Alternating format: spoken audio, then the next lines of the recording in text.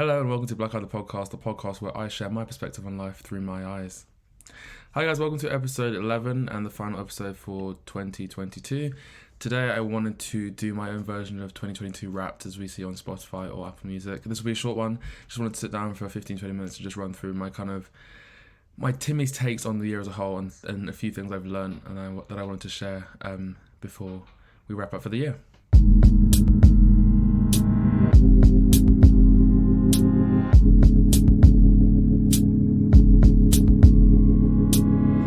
So today's Tuesday, the episode's late, and this was tying into one of my other things that I've learned this year. Had a busy weekend. I had some friends over for Christmas, a Christmas dinner kind of thing where I cooked loads of food on Saturday, and then I've just been recovering on Sunday and cleaning, and then today I was really busy with work, or yesterday I was busy with work, and then today I've been busy as well. So I haven't had time to sit down and record the episode, and I was considering getting home at 11 and recording, but I just thought, actually there's no point in me just forcing myself to make something for the sake of making it without it being to a standard or even having any kind of real structure to it. But today I wanted to just record something before I ended the year and just have some kind of connection before I sign off for the years. Next week is the week of Christmas, then I think we'll be off, or I'll be off. I say we as if as a team, it's just me, but we'll be off off of the podcast releases for a few weeks until we get to the new year, and then we'll be back in with new episodes. So I wanted to share some things that I've learned in this year. I have 3 or 4, and I wanted to just talk about them generally, just explain, what I've learned in 2022. I know people often do New Year's resolutions at the start of the year, but I think it's kind of good to reflect at the end of the year so you can then lean into that and then use that to form your ideas going forward into the new year. So for me, this is what I've got to share and say, and I hope that the points and messages are interesting.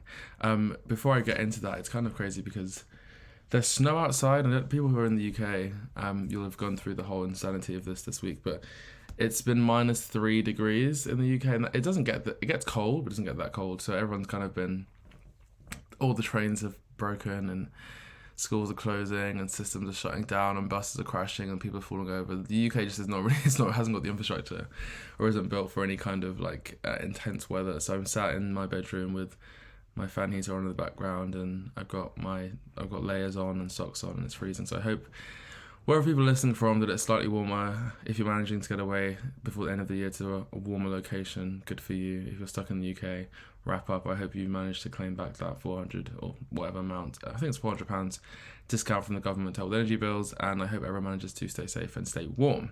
Now, first thing I've learned this year that I want to talk about was something that I think comes with being honest with yourself, and that's just in terms of sometimes admitting when you've taken on too much, you've bitten off more than you can chew, and you can't keep going at that pace, and it's okay to kind of just accept and say and just be honest with yourself that actually, you know what, I can't do this thing, or I need to kind of put something on pause, I need to take a break. And it's something that I think the whole year, I slowly but surely from January to now started doing new things and adding new projects and taking on more responsibility. It's been a very full-on year this year, which has been good. I've been very busy and occupied, but one thing I realised is that I just don't have enough free time or downtime or time to just, I think, relax or reflect. And so I definitely have, even before next year, I've decided that I'm going to make sure that I just make sure that I don't overpile my plate with things to do. And a lot of that for me comes, I think, from wanting to be busy and to feel like I'm doing my best in all ways and achieving things as much as possible. But at the same time, I think taking on so many projects to the point where you don't have time to even focus on doing the projects you have to a good standard where you're happy with the quality of what you're putting out or the content you're putting out or just the way you're performing at work or, just how present you are for things is not the best way to be, because obviously that just means that you're then just, I guess I would say operating in crisis mode and jumping from one thing to the next and just kind of doing the essentials and doing the bare minimum to keep things going rather than thriving and being successful. And this will tie into another point that I'll say next. But yeah, this year it's only in the last month or so, just to share some things. So obviously I work a full-time job at an investment bank. I do this podcast. I do a lot of stuff on TikTok. I have a YouTube channel that I post videos on, not consistently, which the algorithm hates me for. I also do Instagram stuff. I also was working on a business. I also do some film production. I've done some acting. And so all of those things enough, each of those things could be its own full-time job. And I've managed to do it this year up to an extent, and I'm proud of myself. But I kind of had to look at myself like around my birthday when I was like, I just got back from New York, flew back overnight, had a birthday party the same day. So I arrived at 6 a.m. So took the red eye from New York back to the UK, had a dinner party for my birthday, and then had to be up the next day to like record something. And I was like flying around, and I kind of was like, okay, it cannot be go, go, go all the time. Sometimes you have to have times where you've done all you need to do and you can just relax and there's nothing else to do. But with the amount of things I had going on, I was never going to have any downtime because there was always so many things I had to do because I had so many things on. So even when I was relaxing, I would feel guilty about taking a step away from being busy or taking a break or not doing something, because I knew in the back of my mind that obviously I had other things to be doing. And in September, I just was like, you know what? There are things that I care about, but just because I want to do them doesn't mean I have to do them all now. And I had to say to myself, it's fine to actually take a pause and be like, I'm not going to do this thing right now, or this thing can wait, or this thing isn't a priority currently. And when I get time or I have more space, then it will be. But it was kind of like do or die, because I was like, I can't just keep operating on a go non-stop. And I was so exhausted and so tired, and work was busy, and I was kind of burnt out with work. And it just came to a head where I was like, I know I have to be realistic. And I think it's just being realistic and being, okay, well, you thought you could do this. And there's no shame in sometimes, I think, I don't want to use the word failing, but having to readjust your priorities or actually accept things are not as you thought they were. And so for me, it was kind of just being like, okay, well, what can I take out of all these things I'm doing and just say, okay, this I'm going to stop doing now. When I get time to, if I get time to in the future, then I will. But for now, these are the things I want to focus on. And so it just came to a point of kind of just being honest and saying, actually, you know what? I can't handle everything that I've got on my plate. And so I think I definitely feel better for it now. And even I think as I've done that, it's made me realize that the relief it's caused by doing less. And so I think I'm going to even try in the new year and see what other things I might want to pause or do in cycles, and actually just make sure that I can put my effort into doing things I want to do, but make sure I'm doing all those things I want to do at a level that I'm proud of, and in a way that makes me feel in control.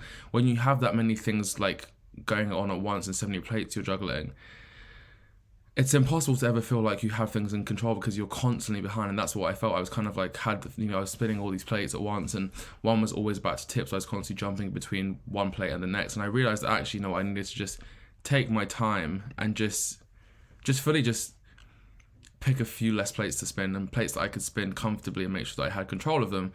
And I'm kind of still phasing into that now. And I think even, down to doing this podcast, I just said, I had such a busy few days. There was no way I was going to have the time to. I needed to rest. I was like falling asleep whilst I was out seeing friends and stuff. And I had to just be like, I cannot just keep doing all these things and say it's because, there's 24 hours in a day, and Molly May says that we have 24 hours. And so I just had to take some time to stop. And I definitely feel better for it. And I think that's one thing I'm going to try and learn from this year and take into the next year, is just making sure that I'm constantly, or as often as I can, checking in with myself and being like, okay, how do you actually feel with what you've got on?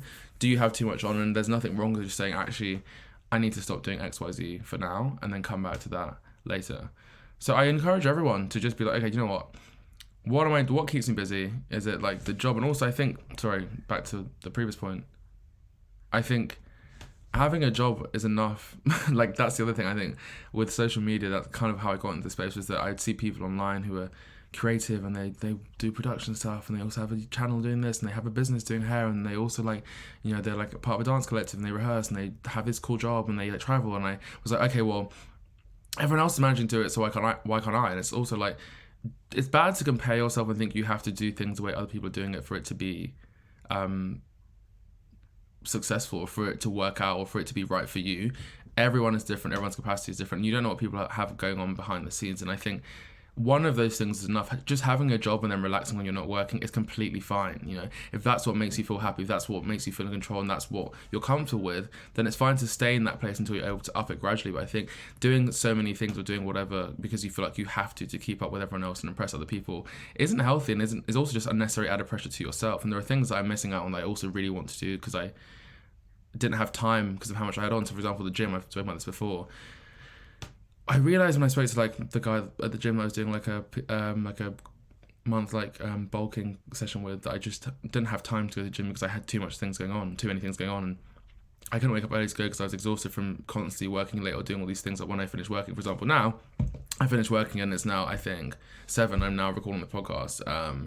And most people would probably finish work, have dinner, and then just chill. But I've got to finish the podcast, edit the podcast, and do some other content and stuff. And then I've got to get ready for going into the office tomorrow, and then I've got to work a full day. And I think having a then the intensity of my job and the way my job is, like, that could be enough. Like, that's viable enough, and that's something that you can be proud of in itself, that I'm doing well at my job and I'm maintaining a good job and I'm just doing that, and that's what I'm focusing on. And there's nothing wrong with focusing in on one thing and not having to be broad. Sometimes it's good to be niche and have, better than being a jack of all trades is to be skilled at one. And so I think I'm trying to ask myself, okay, in the next year, what one or two things am I really going to focus on, and then what I'm going to put on pause, and just see if I really devote myself to these two things thoroughly and intensely and really put my all into it.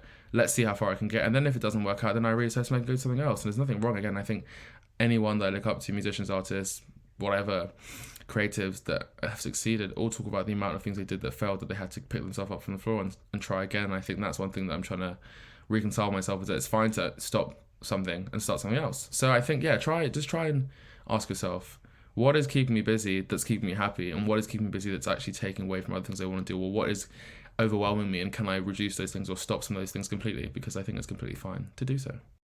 So the second one is a question that I asked myself at one point that then helped me get to an answer that made me realize that I have to kind of ask myself the question more often. The question is, are you living or simply surviving? And you can take living to mean, I think, a range of different things and see it in different ways, but are you living your life, and are you enjoying your life, and are you fulfilled in your life, or are you simply just surviving and getting by day by day?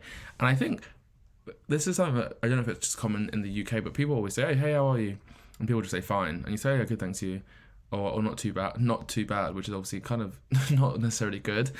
And I kind of the same time when I was saying September, when I was really busy and kind of just all over the place and a bit burnt out, is that I realised that I wasn't unhappy, but I wasn't like super happy. I kind of was just going through the motions and getting through the day, and then kind of catching up with, things that I had to do from an admin perspective, or like things that were like on my to-do list from a creative perspective, or like cleaning or whatever. But I kind of was just like constantly just on this like getting things done so I could get through and say that we're done, rather than like really enjoying things and really like being alive. And I think there's a difference between being happy and not being sad. And that's another question I asked myself, was, am I happy with my life, or am I just not sad with my life? And I've been working for 5 years now, and I've lived in London, kind of grew up in London, went to uni and then came back. But I think things can become habitual or routine in a way that you just get used to them. And so you assume that because they've been in place as structures for a long period of time, that makes them good and that makes them correct and that makes them appropriate. And therefore, there's no need to question them.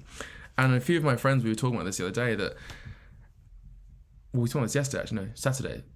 A few of us, we've all been working in the same industry for 5 years. We all kind of lived in the same area, had the same friends, done the same kind of things. And our question was, well, it can be scary to decide to shake a pillar that has been consistent in your life for a long period of time. So, for example, maybe your interests or your hobbies or the way you operate, maybe it's just your cooking routine or the meals you make or the people you see or what you do on the weekend or whatever it is. Something that's been consistent, your job, a partner that's been consistent in your life for such a long period of time. Deciding to question that pillar that has just been so unquestioned for so long can kind of be daunting. And I think a lot of my friends are kind of getting to the stage where they've worked now for a number of years and they're deciding to ask themselves, okay, well, how do I feel about my career or this job, or how do I feel about, the team I'm in, or like, what's my long-term plan? Because I was saying to someone recently that, I said this to my mum, I think, or my auntie, that as you get older, it seems like the weeks and days and months and years go faster. And I do feel like this year, 2022, has passed me by really quickly in a way that I can't even really comprehend.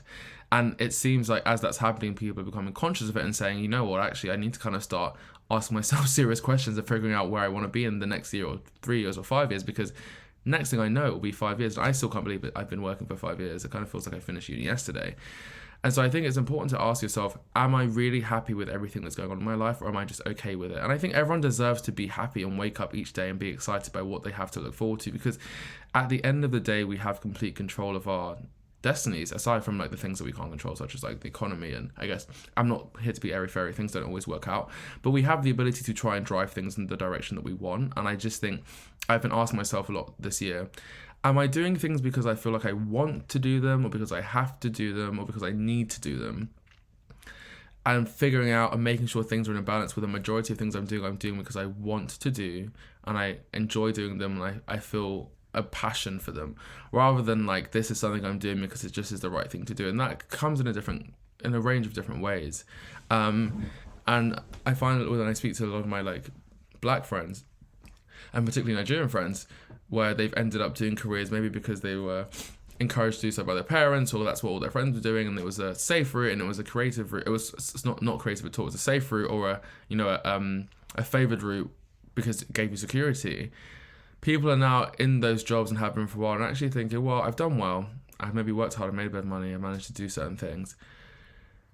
But is this what I want to do for the rest of my life? I think now you're working for a few years, you understand what the corporate environment is, or what a working environment is. And I think thinking that you're going to be 60 and doing the same thing, you have to like what you're doing. And so I think a lot of my friends are now in a stage where our generation is very good at questioning things, and if they don't like them, stopping them, or kind of not wanting to just go through, I think, this suffering kind of, there's a thing I read recently about parents who have moved to the UK who are like Nigerian, kind of have this suffering philosophy that you have to kind of suffer and work hard or go through bad periods to get to good. And I think our generation of kids, or generation of young adults, are kind of in a different space where we feel like we don't always have to just go through hardship to have a good life. Like, you can just choose to do something else, and maybe it might not be the biggest source of income, or might not be the most like financially viable opportunity, but you can just choose to do things you want to do, and we do have control, and people are more willing to speak out and say, actually, my employer was kind of not taking care of me, and my manager was a bit shit, or they kind of used to treat me really horribly, or I don't like the company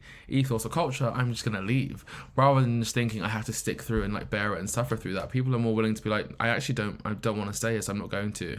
And people are willing to kind of put their foot down and speak up against things they think are wrong. And so I think, as you see people who are doing well in ways that weren't really possible for, I guess, because there's so much visibility on social media, you can kind of see people doing things or taking paths that are completely different to yours, who seem happy. And of course, I'm not saying social media is a true insight into people's sense of joy or happiness or sense of self-worth or whatever, but you can kind of get a taste and really truly understand what people are doing in so many different ways that we couldn't before, because you can see what people are doing every day, and how late they're working, and where they're going, and what clothes they're wearing, and what food they're eating, and who they're hanging out with, and how much they travel. And so it kind of becomes very easy to get a real snapshot of what experiences and lives people are living dependent on what they're doing. And so people are able to question that and be like, okay, well, what things do I have that I really actually love and value and don't want to change, or what things are missing, and what things do I want? And so I think people are able to question that. And so aside from the work life situation, looking at things holistically and thinking, okay, the friends I have and the things I keep doing, am I happy with them, or am I just used to them? Do I feel supported by these people? Do I feel like they really are there for me and they get me and would kind of push me and support me in ways that,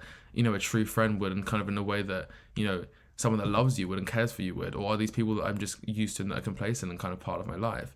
And even in the way I'm living, am I happy with the way I take care of myself and how much I exercise, and the food I eat and the way I feel? Am I confident or happy in my body? And if I'm not, how can I work to make those things change from just being okay and like I'm surviving with those things to being in a place where I feel like I'm living and thriving and enjoying? And the word thriving, I feel like, is such a word of Gen Z or whatever, but yeah, like you shouldn't just be surviving, you should be thriving and really living and enjoying your life. And just not being sad isn't good. I think there's a difference to being happy and being like energized each day and really being happy with everything you do. And of course, it's not always going to be like this, but the majority of the time feeling really proud and excited by your life and the things you have going on. And I'm not saying I don't have that, but I'm saying I just sat down and made sure that I kind of asked myself, how do I feel about certain things, and what do I want to change in the next year, and how can I change that? And so I've been working and doing a lot of like planning and scheduling and kind of like making lists of routines and things I want to keep up and keep abreast of, and make sure that I maintain and are consistent with, just in terms of like having structures in place to make my life easy, so I'm not running around feeling like I'm behind on like stupid things like washing my clothes and food shopping, but having those things planned out in a way that I can then spend less time thinking about them and have those things become habitual to me, so I have more time to think about doing things I want to do or things that I enjoy, or filling my free time with things in a way that can allow me to feel happy or feel more in control of the things I want to. So that's one thing I thought about this year that I think is useful, and I'd be interested to hear if you ask yourself as a listener, do you think you're just living, or are you surviving? Do you think as a listener, do you think you're surviving, or are you living? And are you happy or just not sad? And it was interesting to me, and I've asked a few of my friends and we've had some great conversations, so I encourage you to do the same and ask your friends and ask yourself and see where you land. And so this last one, it's quite timely, because essentially it kind of comes down to being fearless and being ruthless about going for what you want and pursuing what you want to do, but also not comparing yourself to other people. So I'll put it into two, but essentially I've learned that there's no positivity that can come from constantly comparing yourself to other people and what stages they're at in their life, and what they're achieving and how they appear to be performing, because it just creates a constant battle of cross comparison and constantly be like, okay, well, how am I doing with this person? Okay, we went to school together, and okay, well, we started work at the same time, and they seem to have way more money than me. And that isn't great, especially if you're comparing yourself in pursuit of something that you want to achieve. So, say for example, you want to be a dancer, and you start, going to dance classes, and you start looking on, I don't know, TikTok or Instagram, looking at other people that are dancers, and you start saying, oh, well, they're getting more jobs than me and whatever. But there are so many variables. That person could have been dancing for years before you, or might have started training before you did, or went for a different role or type of dancing that you can't do. But I think if you compare yourselves, it's never going to be something that actually I think can bring a good form of positivity, because realistically everyone is different, everyone's situation is different, everyone's experience is different, and everyone lives different lives, and so you will never have the exact same trajectory or life as someone else, because that's just not how things work. And so on your own journey, as you travel towards something or achieving something that you want to achieve, to sit and compare yourself to other people that are on different planes and different journeys just doesn't make any sense, because you're never going to be able to exactly copy and replicate what they did or go through that pathway. So you have to focus on just being on your own path and working towards that path as passionately as you can. And so I was saying it was interesting timing, because I just finished watching Gangs of London, which is a series on Sky Atlantic, I think, or just Sky, which is based on a story. I'm not sure. I think it's a true story, but the story is about a family in London that runs the underground drug world, and then a kind of another family that they're in partnerships with that runs a really successful business in London, dealing with investors. And it kind of is how the underworld and the upper world, should I say, connect with each other, and how the drug family use the powerful investors to push their agenda, and how that kind of works. And then it talks about betrayal and family and love and business and passion and power, and how all those things can kind of interplay with each other, and how they can be damaging, and how they can actually be, there can be so many things that come with success that people don't perceive or don't really expect. And it's just so well made. It's beautifully shot. There are some really cool, and I'm not even someone that is an action person. I don't really like long fight scenes or like guns or violence, but the way it's shot, the scenes always come when you least expect it, and they never have the ending you expect. And so it's been really, really interesting to watch, and really funny actually, and really entertaining. But one of the things when the character Layla says is, if you really want what you claim you want, you must be willing to go for it without fear and without care. And I think it's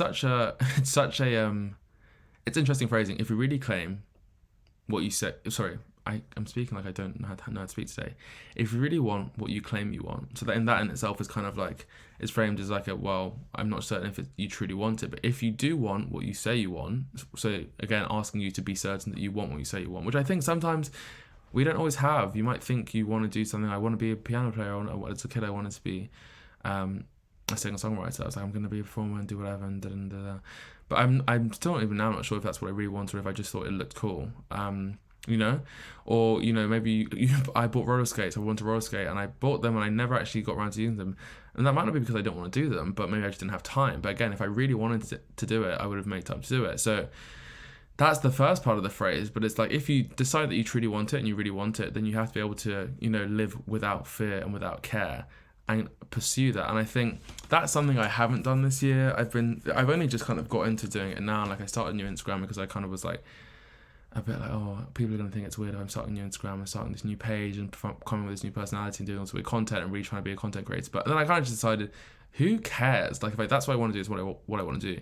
But this comes down to what I was saying about the comparison thing. Because I was constantly comparing myself to the way other people did things and how they got whatever and how they achieved certain things and the way they formed their career or the way they branded themselves and the way they've kind of gained the following, whatever, I felt like I had to do things in a similar way and not, be a certain personality type and kind of like acclimatize and copy other people and replicate that. And I just don't think my strength lies in being conformative or fitting into a box or replicating other people. I think my strength comes from just me, my opinions and my character, my personality. And so I'm trying to bring that into things now going forward. But I've taken the whole year. It's been a year, because I remember December last year I was talking to my sister and brother about this, and I was like, I might try and do, just put out more content and kind of be creative online, as that's the kind of the biggest platform I have outside of work, and where I can kind of do short form content and actually be able to just create things. And I enjoy making things and editing things and splicing things together and thinking of ideas and talking about things. But I've taken the year, and it's just taken me now, finally, I'm actually like, okay, I'm actually going to do this. And I think if I was able to live with that fear of failure or fear of comparison or fear of what people were going to say, and live without care, right? And not care about what happens if it doesn't happen. I think I'd be in a different place now. I would have definitely done more than I had. I wouldn't have wasted, or not wasted, but I wouldn't have had this year pass me by in the way it did. I probably would have been further ahead than that, but it took me a while to really decide that I don't care, I'm going to be fearless about it. And that can come with so many things. I think, the way you carry yourself at work and the personality you bring, if you're worried about, being seen a certain way, your personality, not acclimatizing, it can make you, sink into your shell and not want to be the version of yourself that you really are. And again, even with friendships and with people that are treating you wrong or things you disagree with, like, if you truly believe in something, you have to be able to stand for it and not worry about, the repercussions, and truly not care about what other people think or say. And I think it's been interesting, as I was thinking about this the last few weeks and just thinking about this episode, and then I finished the final episode yesterday, and, again, Layla said the same thing, at the end of one of the last episodes was, if you truly want what you say you want, you have to be able to live without fear and without care.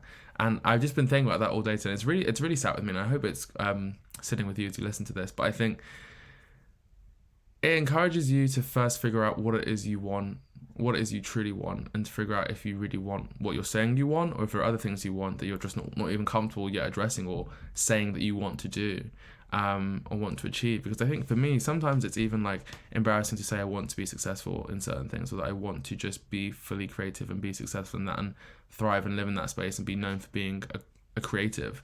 And it's taken me the last year or so and just watching other creatives, and I watched the Andy Warhol documentary on Netflix, which I really recommend. It was great just to see an artist who lived his life as an artist and lived, kind of as a character in itself, and was focused on constantly creating things that could be seen as art in different forms and pushing the boundaries.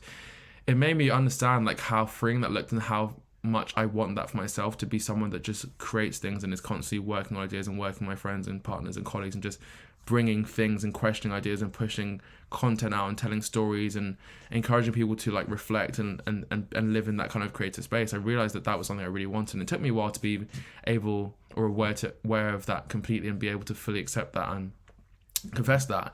And so it taken me a while to actually understand what it is I really want versus what I was saying I wanted. And before, I thought it was like, just loads of money and just like, being in the corporate ladder. But I realized that, I still want that, but I want it in a different way. And it's not what I think. There are other things that were kind of muddying the waters in a way. And so I think I've been able to kind of see things in a different light. But then also I think now, as I've realized that, it's taken me kind of the last few months of the year to kind of gradually get to a place where I'm willing to say also I want those things, and I'm going to pursue them regardless of what happens. And if it goes well or it doesn't go well, or if people find it weird or people don't want to support it or people don't want to follow, that's also fine. But I am going to go for those things myself because that's what I want, and I'm not going to let anything discourage me from doing that. And it's been really nice to have that energy, because anytime I'm feeling down or tired or a bit demotivated or not really able to pull myself up and do certain things, I then just say to myself, remember what it is you want and why you want it and why you're doing these things. And then that helps me pull myself up and be like, okay, well, if you want what you say you really want, you've got to go for it. You've got to just keep doing it and push for it.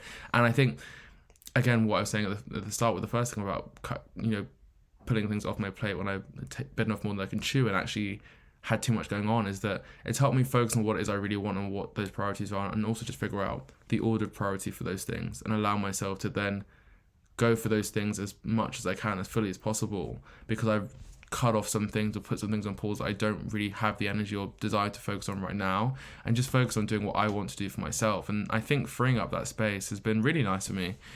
So ask yourself, what do you want? And if you truly want what you say you want, are you living without fear or care? And if you're not, what can you do to get to a place where you can live without fear or care and go for the things you want? Okay, well, thank you so much for listening, guys. This is the end of episode 11, the final episode of 2022. I wish everyone a Merry Christmas and a warm Christmas, wherever you're listening. And I hope everyone manages to see family, reflect, relax, and have an enjoyable time.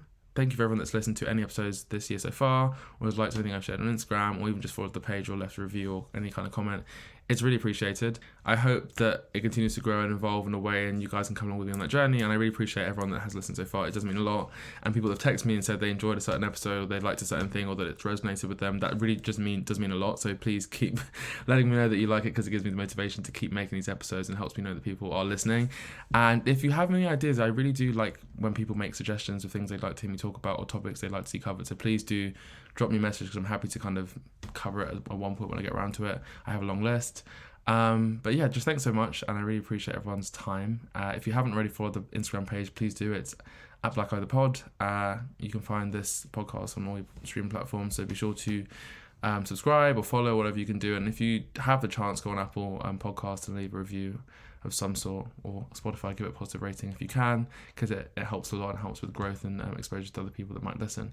But other than that, thank you very much. Stay warm, stay safe, and Merry Christmas and Happy New Year. See you guys in 2023. Goodbye.